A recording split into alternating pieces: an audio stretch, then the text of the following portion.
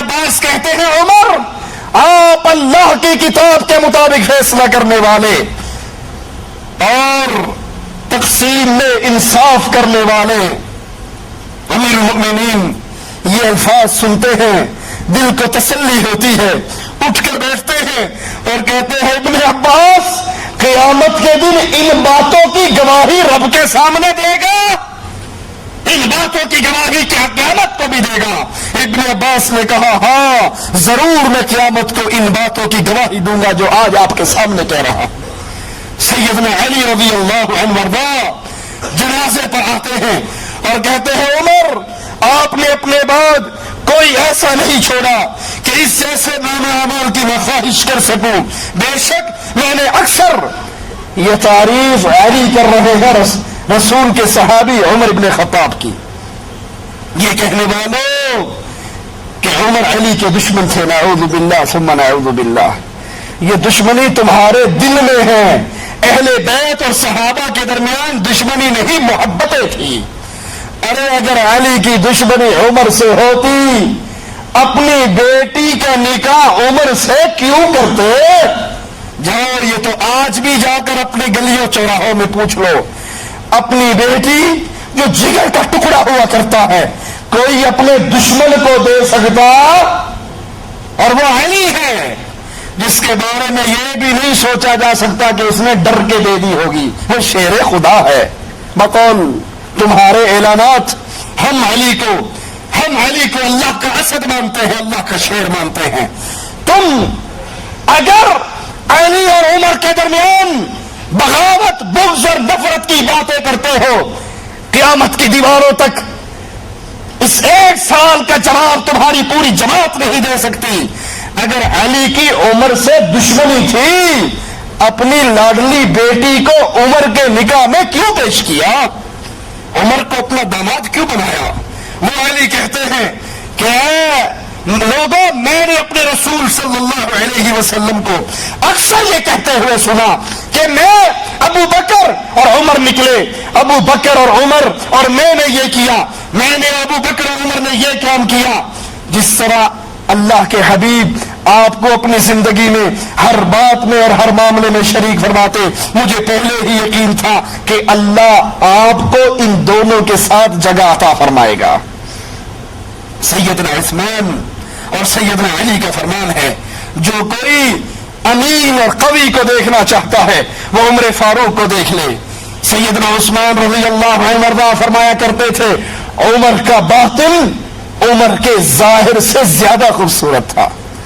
باطن اور ظاہر کے اندر اکثر لوگوں میں فرق ہوتا ہے، ظاہر تو خوبصورت بنا لیتے ہیں اور باطن کم ہی کسی کا خوبصورت ہوتا ہے۔ اللہ تجھے تیرے پیارے ناموں کا واسطہ ہے ہمارے باطن کو بھی صاف کر دے، ہمارے ظاہر کو بھی صاف کر دے۔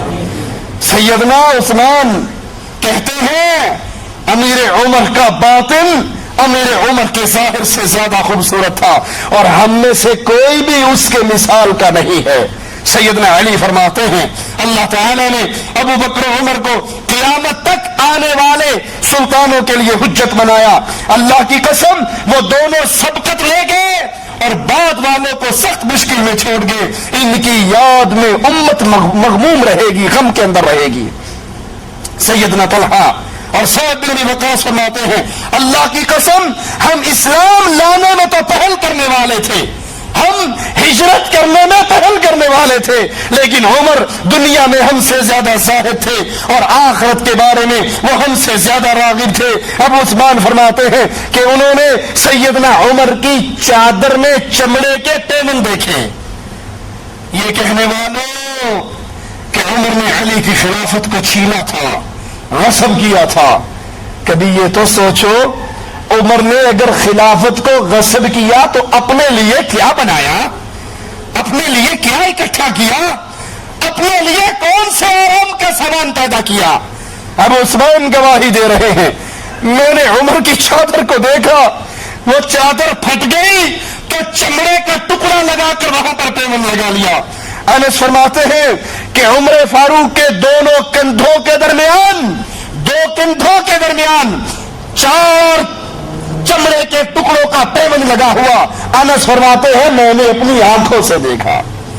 اگر بقول تمہارے عمر ابن خطاب نے اپنی ذات کے لیے حکومت کو چھینا تھا، اکٹھا کیا اس کی فقیری کا تو یہ عالم جب بیت المقدس کی چابیاں لینے کے لیے چلے، ایک غلام کو اپنے ساتھ لیا، آدھی دنیا کا فاتح، آدھی دنیا پر لا الہ الا اللہ کے پرچم کو لہرانے والا، اپنے نہیں پرایوں نے، کفار نے گواہی دی اگر مسلمانوں کے پاس ایک عمر اور ہوتا پوری دنیا پہ لا الہ الا اللہ کا جھنڈا چھا جاتا۔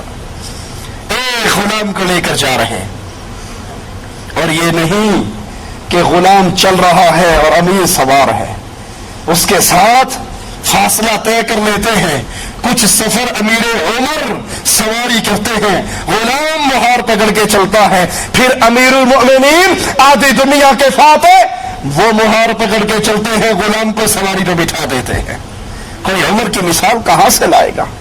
اور جب کفار کے علاقے میں پہنچے، اللہ کی شان، اس وقت سواری کرنے کی باری غلام کی تھی۔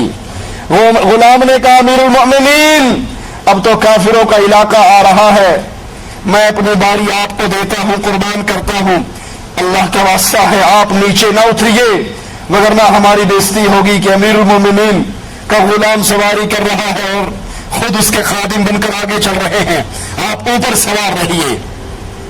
جواب میں کہتے ہیں اے میرے ساتھی، یہ کہنے والے کہ کفار کیا کہیں گے؟ عزت آسمان سے اترتی ہے، دنیا کی چیزوں میں نہیں ہے۔ اب تیری باری سواری کرنے کی ہے اور امیر المومنین کی باری آگے چلنے کی ہے۔ عیسائیوں نے دیکھا امیر المومنین کو آتے ہوئے تو پوچھتے ہیں یہ جو آ رہے ہیں یہ دو خبر دینے کے لیے آ رہے ہیں کہ پیچھے امیر المومنین کا دستہ آ رہا ہے؟ کہا نہیں، یہ امیر المومنین خود آ رہے ہیں۔ کہا اچھا، جو یہ اونٹ پہ سوار ہے یہ تمہارا امیر المومنین ہے؟ کہا نہیں، یہ اس کا غلام ہے اور وہ ہار پکڑ کے نیچے چل رہا ہے۔ اب اس کی باری چلنے کی تھی، غلام کی باری سواری کی تھی۔ چابیاں لا کے امیر عمر کے قدموں میں ڈال کر کہتے ہیں جو اپنے غلاموں سے یہ سلوک کرتا ہے وہ ہم سے بھی برا سلوک نہیں کرے گا۔ بغیر لڑے ملک فتح ہو جاتے ہیں۔ وہ عمر رضی اللہ عنہ وارضاہ، انس کہتے ہیں میں نے اس کے دو کندھوں کے درمیان چمڑے کے 4 ٹکڑوں کا پیوند دیکھا۔ حضرت عتبہ فرماتے ہیں میں نے سیدنا عمر کا کھانا دیکھا، روٹی کے ساتھ زیتون تھا اور ایسا بدمزہ وہ کھانا تھا کہ میں ایک لقمہ بھی اپنے حلق میں نہیں اتار سکا۔ میں نے کہا امیر المومنین آپ کے پاس دسترخوان نہیں، مائدہ نہیں، اچھا کھانا نہیں؟ آپ نے جواب میں کہا کیا جس مائدے کی مجھ سے بات کرتا ہے سب مسلمانوں کے پاس ہے؟ جب سب مسلمانوں کے پاس نہیں ہے تو مسلمانوں کا امیر عام مسلمانوں سے زیادہ اچھا کھا کر رب کو کیا منہ دکھائے گا؟ جب سب کے پاس نہیں تو میں دنیا کی زندگی کی لذتوں میں نہیں پڑ سکتا۔ ایام خلافت میں لوگوں کے گھر جا کر امیر المؤمنین کام کر دیا کرتے اور راتوں کو گشت کیا کرتے۔ اللہ مالک نے توفیق دی تو امیر المؤمنین امیر عمر رضی اللہ عنہ وارضاہ کی زندگی کے باقی واقعات اگلے درس میں بیان کریں گے۔ اقول قولی ھذا واستغفر اللہ لی ولکم ولسائر المسلمین۔